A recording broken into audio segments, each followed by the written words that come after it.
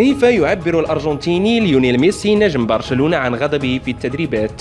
زميله السابق والنجم الفرنسي المعتزل تيري أونري أجاب عن هذا السؤال في حوار سابق له مع أسطورة دفاع مانشستر يونايتد ريو فرديناند، موضحا أن طريقة غضب الأرجنتيني غريبة وفريدة من نوعها وتشبه ما يفعله الأطفال في الشوارع خلال ممارستهم لكرة القدم.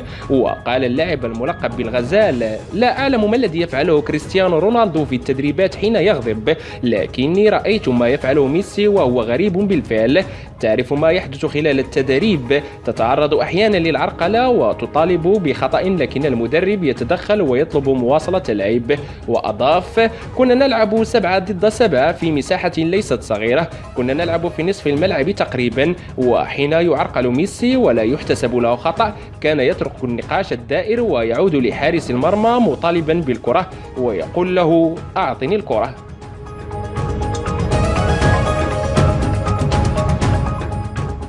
إذا أعجبك الفيديو لا تبخل علينا بالإعجاب والضغط على زر الاشتراك.